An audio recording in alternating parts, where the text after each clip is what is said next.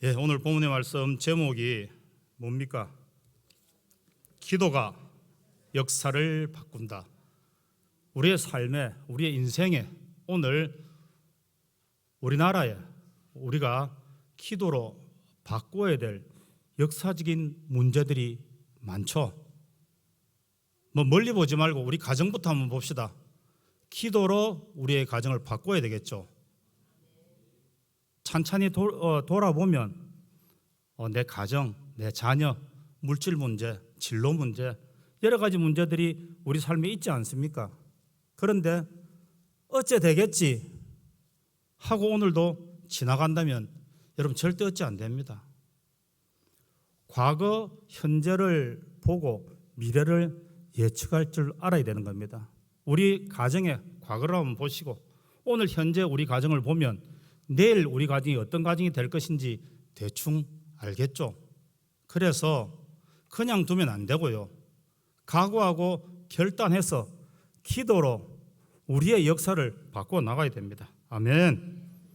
오늘 저번 주에도 했던 본문이지만 또 느헤미야는요 1장 4절에 내가 이 말을 듣고 했는데 이 말이 뭐냐면요, 예루살렘에 큰 환란 능력이 당하고 예루살렘 성이 폭삭 무너지고 성문은 불탔다는 이야기를 들은 거예요. 여러분, 그런 들었을 때 앉아서 울고 수일 동안 슬퍼하며 하늘의 하나님 앞에 금식하며 기도했다 그랬습니다. 제가 그랬죠. 느헤미야는 전혀 가보지도 못한 나라지만 그 말을 들었을 때 그가 울었다는 말은요, 하나님이 특별하게 주신 은혜입니다. 우리도 우리의 삶을 돌아보면 남은 아무렇지도 않은데, 특별히 예를 들어서 북한을 기도할 때 북한 때문에 우는 분들 있어요 보니까. 그런데 우리는 가기 싫어하는 또 이슬람 나라를 놓고 기도할 때 갑자기 그 이슬람의 아픔이 자기한테 다가온 사람들이 있는 거예요. 또 교회에서 보면요, 교회 학교를 섬기는 분들, 봉사하는 분들이요, 기도하다가 하나님께 받았던 사명들에 의해, 다른 말로 하면요, 여러분, 눈물이 사명입니다.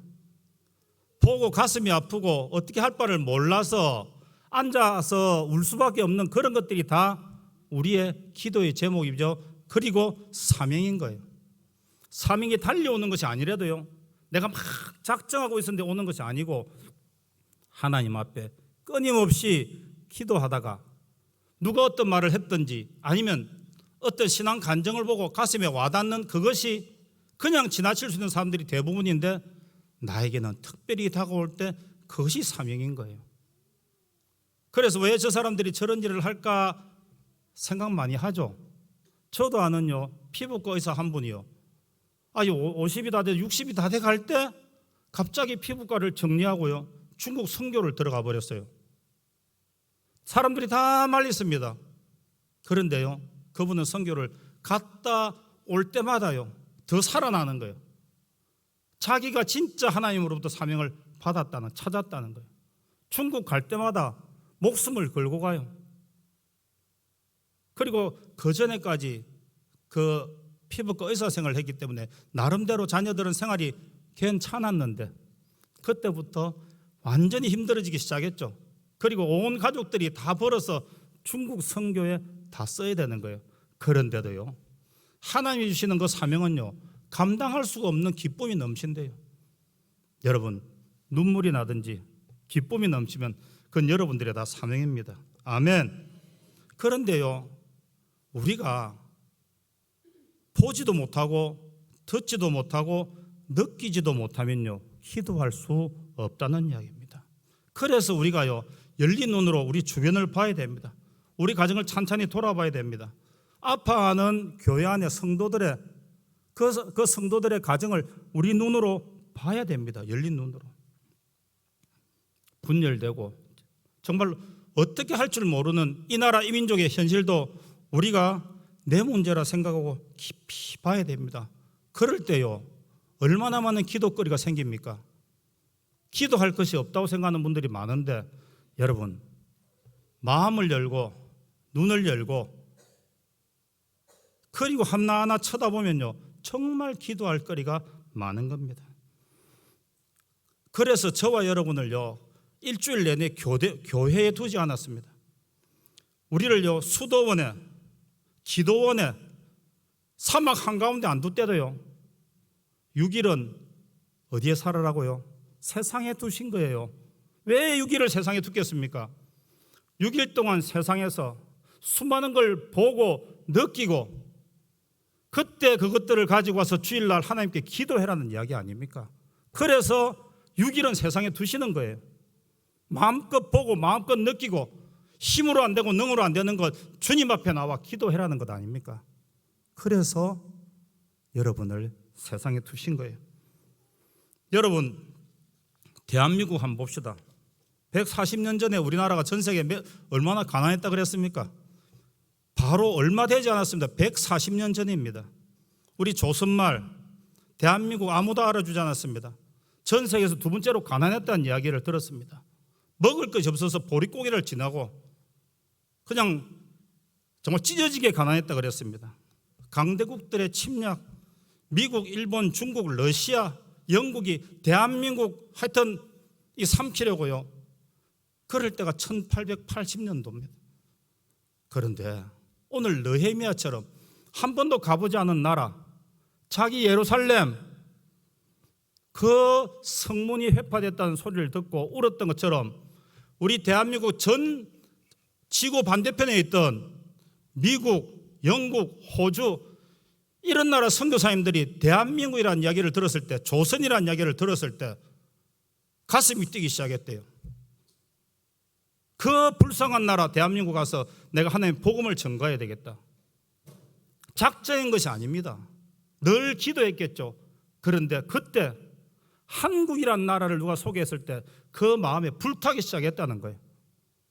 여러분, 우리나라에 초기에 1800년도에 왔던 1880년대에 왔던 선교사님들은요, 굉장히 엘리트들이었습니다. 신학을 하면서요, 전부 다 의학을 다 했습니다. 그 나라에서 아까운 인재들이 20대 초반의 인재들이 신학대학교, 의학대학교를 졸업하자마자 6개월 배를 타고 대한민국 조선으로, 그때 당시 조선으로 온 거예요. 자기 나라에서 안정된 모든 것들을 다 보장받았는데도 다 뿌리치고 그 받았던 가슴에 성령의 뜨거움 때문에 견딜 수가 없어서 한 번도 가보지 못한 나라 조선으로 오게 된 겁니다. 여러분, 1885년도 4월 5일 부활주일 날 미국 선교사 아펜젤러와 언더우드가 인천항으로 들어왔습니다. 이것이 본격적인 대한민국 선교의 시작이었습니다. 지금으로부터 약 1400년, 140년 전입니다. 그런데요, 이들이 언더우드와 아펜젤러가 들어오기 한 해 바로 전에 1884년도에 어려 선교사인 알렌이 먼저 들어왔습니다. 그런데 이때 죄송합니다, 여러분, 이 갑신정변이라는 게 일어나가지고 싸우다가 보니까 병성황후의 동생 민영익이 칼에 맞아서 죽게 된 거예요. 다 죽어가는데 그때 당시 갖고 있던 한의학으로 이 민영익이라는 사람을 살릴 수가 없었던 겁니다. 그런 그때 이 알렌 선교사가 다 물리치고 이 사람을 수술한 거예요. 할렐루야. 어떻게 됐을까요? 살았지요. 처음 본 거예요. 우리나라의 모든 의사들이 그 한의사들이 다 모여가지고 이 사람 한 사람 살려보려 했는데 아무도 못 살렸는데 현대식 외과 장비를 가지고 수술이라는 걸 해가지고 살려낸 거예요. 살려내자마자 이 알렌은요, 왕실과 바로 가까워진 거죠. 그리고 나서 우리나라 최초의 현대식 병원 광해원이 설립됩니다. 이 광해원이 변해서 제중원, 이어서 뭡니까? 세브란스 병원이 된 거예요. 한 번의 기회를 잡은 이 알렌이 민영익을 살려내고 우리나라 최초의 신식병원 광해원 설립하고 제중원 세브란스 병원, 여러분 지금 서울에 아시죠? 세브란스 병원의 시작이 바로 선교사로부터 시작됐다는 거예요. 그 가슴에 불타는 그 선교사 한 분이 생명을 걸고 들어와 가지고 한 영혼을 살려내면서 대한민국의 최초의 신식 의료기관 강혜원, 제중원, 그리고 지금 세브란스 병원. 여러분, 세브란스 병원에 우리나라에서 하나밖에 없는 건 뭐 있죠? 중입자 치료기, 그죠? 5천억짜리. 암 2번이면 끝난다면서요. 그게 바로 세브란스 병원에 있습니다. 바로 140년 전에 들어왔던 선교사 한 사람이 이루어낸 업적입니다. 그리고 아펜셀러 언더우드 선교사가 하신 일들이 너무 많죠. 세문안교회, 연세대학교. 언더우드 사세는요 2002년도에 미국으로 돌아갔습니다. 120년의 선교 사역을 마치고 이제 하나님 주신 사명 다했다고 돌아가신 거예요. 그런데 언더우드 가는요 4대까지 지금 서울의 양화진에 있는 외국인 선교사 묘원에 다 묻혀가 있습니다. 그리고 아펜젤러 감리교 선교사입니다. 정동교회 세웠잖아요. 그리고 배제학당, YWCA, YMCA. 여러분, 우리나라 초기에 교육, 의료, 행정에 기반을 놓은 사람들이 다 그때 들어왔던 선교사님들이에요. 그분들이 남겨진 유산이 연세대학교, 이화여자대학교, 세브란스 병원, 정동교회, 그리고 세문안교회, 수많은 교회들이 그를 통해서 세워졌잖아요. 여러분, 아펜젤러 선교사님은요 1902년도에 목포의 성경 번역 대회를 참석하다가 배가 부딪히는 바람에 그 배가 깔아앉을 때 자기는 밖에서 살 수 있었는데 안에 있는 2사람을 구하려고 자기가 들어갔다가 그 배에서 같이 이게 수장된 겁니다. 44살인가 밖에 안 됐을 때입니다. 여러분, 그런데요 이 아펜젤러 선교사님의 딸은 미국에서 교사로 있다가 아버지가 한국에서 순교했다는 소리를 듣고 우리나라 들어왔어요. 그리고 초대 이화여대의 초대 총장을 했습니다. 1950년도에 전쟁이 일어나기 얼마 전에 학생들에게 설교하다가 돌아가신 거예요. 아펜젤러의 딸 둘이가 다 연세대학에서 이화여자대학에서 그렇게 생을 마감했습니다. 어떤 분들은 오랫동안 이 선교 사역을 감당했습니다. 그런데 어떤 분들은요 W.B. 존슨 선교사는 한국에 도착해서 선교 준비하다가 한 달 만에 그냥 천년도로 돌아갔습니다. 순교했습니다. K.R. 캔드릭이라는 분은요 딱 1년 황해도 개성에서 교사로 사역하던 중에 급성 맹장염으로 순교했습니다. 그런데 그 캔드릭의 묘비문에는요 나에게 1000개의 생명이 주어진다 해도 모두를 한국에 바치리라 하는 비문을 적어둘라 해가지고 그 비문이 그대로 있습니다. 여러분, 140년 전에 조용한 아침의 나라, 조용하기만 했지 속으로는 썩어 빠지고 가난하고 어찌할 바를 몰라 외세에 그냥 이리저리 헤매던 대한민국에 한 줄기 빛이 온 것이 바로 하나님의 마음을 가지고 들어왔던 선교사들이었습니다. 그들 마음에 가지고 있던 성령의 불이 우리 조선에 심겨지고 140년 만에 우리가 이렇게 발전하고 이렇게 잘 살아진 겁니다. 여러분 기억하십니까? 이거를요 모르면 안 되는 거예요. 기도는요 알면 알수록 깊이가 있고 넓이가 있고 포용할 수 있는 능력들이 생기는 거예요. 역사적인 생각이 없으면요 미래를 볼 수 없는 것 아닙니까? 과거가 없이 어째 오늘 현재가 있고 오늘 현재를 깨우치지 못하면 어떻게 미래를 준비합니까? 느헤미야는요 오늘 이 현실 이스라엘 예루살렘이 무너진 것은요 지금의 문제가 아니다는 거예요. 우리가 하나님 말씀대로 살지 못해서 무너졌다는 거예요. 그런데 오늘도 회개하지 않고 주님 앞에 돌아오지 않으면 미래는 더 없다는 거예요. 우리가 왜 관심 안 가진 줄 아십니까? 내 것 같지 않으니까. 제가 그랬잖아요. 서울 살 때는요 포항에서 지진 났다면 내하고 별로 관계없는 이야기였대요. 지금 서울 사람들은요 후쿠시마에 이게 뭐 원전 이제 하면 부산이 좀 위험하지 자기들은 별로 안 위험하다고 생각할 수도 있을 거예요. 여러분, 우리 대한민국 현실을 한번 봅시다. 이렇게 잘 살아지고 이렇게 화려하고 멋있어지고 편리해진 것 같지만 더 많이 아프고 더 사랑은 없는 것 같고 더 나누는 것도 없는 것 같고 무너져가고 있는 가정들을 보고 그건 내일 아니라고, 그죠? 오늘날 이렇게 많은 사람들이 아파하고 힘들어하고 자살하는 이런 문제들을 우리가 끌어안고 기도하지 못한다면 하나님과 동력자라고 우리가 말할 수 있겠느냐, 그런 말이죠.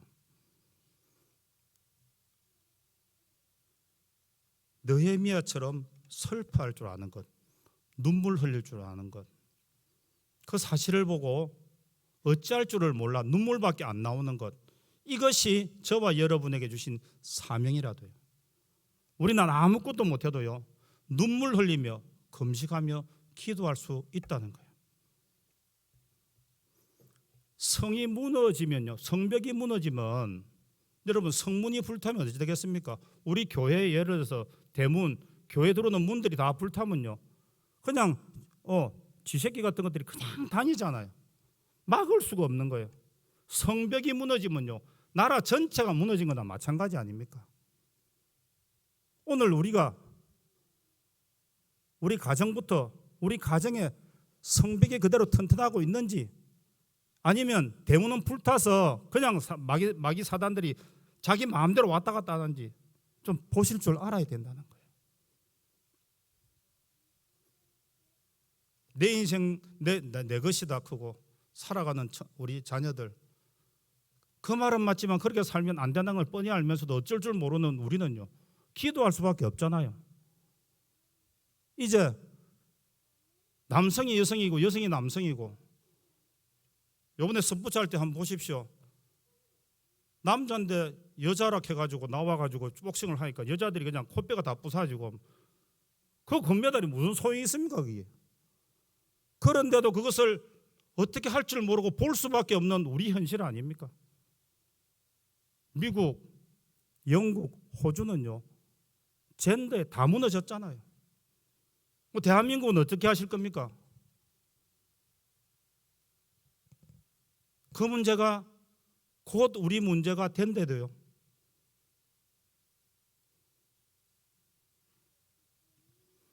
무너져버린 불탄 성문, 성과 성문, 마음껏 우리 가정을, 우리 교회를, 대한민국을 유린하고 있습니다. 여러분, 이럴 때 우리는 어떻게 해야 됩니까? 우리는 하나님께 나가서 기도하는 방법밖에 없지 않습니까? 그죠? 기도밖에 없대도요. 하나님은요 반드시 우리를 회복시켜 주신다 하셨습니다. 그죠? 그렇다 할지라도 우리는 기도해야 된대도요. 에스겔서 36장 36절 7절 보면 이런 이야기 있습니다. 에스겔서 36장 우리 다 함께 읽겠습니다. 시작. 주 여호와께서 이같이 말씀하셨느니라. 그래도 이스라엘 족속이 이같이 자기들에게 이루어 주기를 내게 구하여야 할지라. 아멘. 하나님이 하신다 했지만 이스라엘 족속들에게 바라는 건, 저와 여러분에게 바라는, 그래도 기도하기를 해야 된다는 거예요. 이미 약속은 받았지만 그 약속의 성취는 우리의 기도에 달렸다는 겁니다. 기도해야 된다는 거예요. 이미 우리는 끝난 전쟁을 하고 있지만, 승리한 인생을 살고 있지만, 그러나 그 삶의 문제들마다 앞에서 우리는 주님 앞에 이루어주기를 기도해야 된다는 겁니다. 그런데 우리가 기도하는 하나님이 문제보다 작게 보이면 안 되잖아요. 언제나 문제보다 크신 하나님을 믿고 기도해야 되는 거예요. 오늘 5절에 보니까요, 하늘의 하나님 여호와 크고 두려우신 하나님이여 그랬습니다. 하늘의 하나님, 크고 두려우신 하나님, 문제보다 크신 하나님이라고 믿고 기도해야 문제가 작게 보이고 문제가 해결되는 겁니다. 문제 앞에서 내가 문제에 휩싸이면요 하나님 볼 수가 없는 거예요. 기도하러 나갈 때 문제보다 크신 하나님을 붙드시길 바랍니다. 우리의 삶의 문제가 아무리 크고 아무리 산이 높다 할지라도 부서뜨리고 회파해버리고 반드시 우리에게 응답 주시는 그 하나님을 믿어야 되는 거예요. 문제보다 크신 하나님입니다. 아멘. 그리고요, 언제나 약속을 지키시던 하나님을 믿어야 됩니다. 5절에 그랬잖아요. 주를 사랑하고 주의 계명을 지키는 자에게 언약을 지키시며. 이거 좀 띄워놓으시길 바랍니다. 주의 계명을 지키는 자에게 언약을 지키시며. 하나님의 약속의 말씀은 변개함이 없습니다. 그런데 누구에게 달렸습니까? 주의 계명을 지키는 저와 여러분. 할렐루야. 주의 계명을 철석같이 믿고 지키는 우리에게 하나님은 반드시 언약을 지켜주십니다. 그리고 세 번째는요, 어떠한 상황에서도 긍휼을 베푸시는 주님을 믿으면 됩니다. 긍휼하다 말은요, 불쌍히 여기는 마음 아닙니까? 주님은 고아와 가부, 병든 자, 소외된 자를 보고요, 그냥 지나친 적이 없으시다는 거예요. 우리가요, 우리 가정부터 시작해서 나라, 민족의 세계의 역사를 바꾸는 방법은요, 기도밖에 없는데요. 그 기도할 때 문제보다 크신 하나님을 붙들고, 아멘, 언약을 지키시는 하나님, 그 하나님을 믿고, 세 번째로는요, 주님의 긍휼하심에 의지하여 기도하는 겁니다. 그래서 우리 삶에 들어있는 모든 문제를요, 이제 한번 바꾸어 봅시다. 아멘. 나라도 이대로 여러분 가서 되겠습니까? 여러분 볼 때 정상적으로 간다고 보십니까? 경제도 마찬가지고 정의도 마찬가지고 모든 문제를요, 여러분 가슴에 부여잡고 슬퍼하며 기도합시다. 그때 하나님이 우리를 긍휼히 보시고 고쳐주실 겁니다. 이 땅을 고쳐주실 겁니다. 아멘. 우리 찬양합시다.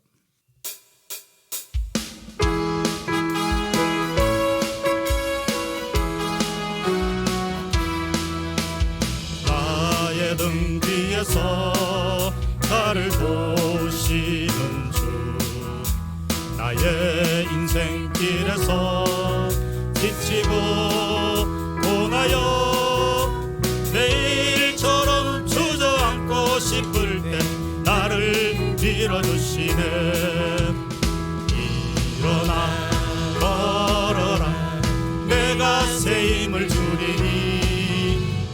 일어나 너 걸어라, 내 너를 도우리. 나의 등 뒤에서 나를 도우시는 주, 영원히 길을 갈 때 보이지 않아도 지치고 넘어지면 다가와 손 내미시네. 일어나 걸어라, 내가 새 힘을 주리니. 일어나 너 걸어라, 내 너를 도우리. 나의 등 뒤에서 나를 도우시는 주, 때때로 뒤돌아보면 여전히 계신 주, 잔잔한 미소로 바라보시며 나를 재촉하시네. 일어나 걸어라, 내가 새 힘을 주리니. 일어나 너 걸어라, 내 너를 3절 한 번 더 합니다. 나의 등 뒤에서 나를 도우시는 주, 때때로 뒤돌아보면 여전히 계신 주, 잔잔한 미소로 바라보시며 나를 재촉하시네. 일어나 걸어라, 내가 새 힘을